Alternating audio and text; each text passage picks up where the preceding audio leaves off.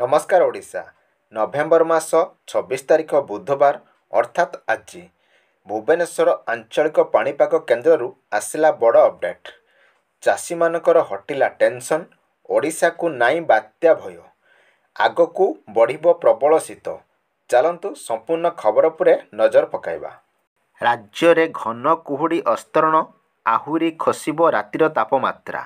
ଭାରତୀୟ ପାଣିପାଗ ବିଭାଗ IMD ଆଗାମୀ 2 ଦିନ ମଧ୍ୟରେ ରାତିର ତାପମାତ୍ରାରେ 2ରୁ 3 ଡିଗ୍ରୀ ହ୍ରାସ ପାଇବାର ପୂର୍ବାନୁମାନ କରିଛି। ଆସନ୍ତା 2 ଦିନ ମଧ୍ୟରେ ଓଡ଼ିଶାରେ ଅନେକ ଜିଲ୍ଲାଗୁଡ଼ିକରେ ରାତିରେ ତାପମାତ୍ରା 2ରୁ 3 ଡିଗ୍ରୀ ସେଲସିୟସ୍ ହ୍ରାସ ପାଇବ ଏବଂ ଆଗାମୀ 5 ଦିନ ମଧ୍ୟରେ ଏହା 2ରୁ 3 ଡିଗ୍ରୀ ସେଲସିୟସ୍ ବୃଦ୍ଧି ପାଇବ ବୋଲି IMD ପକ୍ଷରୁ ଆକଳନ କରାଯାଇଛି। ଶୁଷ୍କ ପାଗ ମଧ୍ୟରେ ପାଣିପାଗ ସଂସ୍ଥା ଆଜି ବୁଧବାର ସକାଳ ପର୍ଯ୍ୟନ୍ତ କୋରାପୁଟ ଏବଂ ସୁନ୍ଦରଗଡ଼ ଜିଲ୍ଲାରେ ଗୋଟିଏ କିମ୍ବା 2ଟି ସ୍ଥାନରେ ଘନ କୁହୁଡ଼ି ହେବା ନେଇ ସତର୍କ କରିଛି।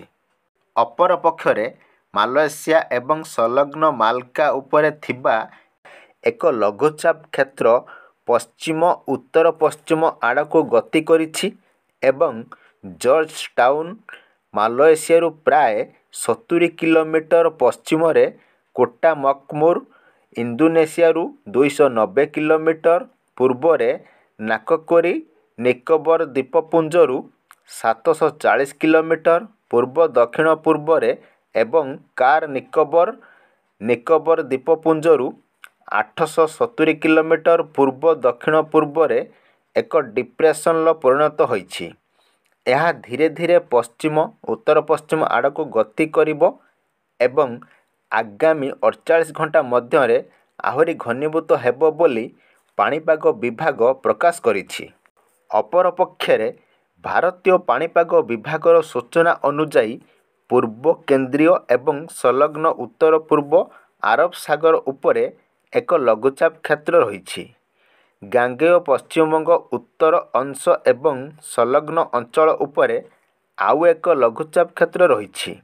ଏହା ପ୍ରଭାବରେ ଗୁଜରାଟ, କୋଙ୍କଣ, ଗୋଆ, ମଧ୍ୟ ମହାରାଷ୍ଟ୍ର, ପଶ୍ଚିମବଙ୍ଗ, ସିକ୍କିମ, ବିହାର ଏବଂ ଉତ୍ତର ପୂର୍ବ ଅଞ୍ଚଳର ବିଭିନ୍ନ ସ୍ଥାନରେ ପ୍ରବଳ ବର୍ଷା ହେବାର ସମ୍ଭାବନା ରହିଛି।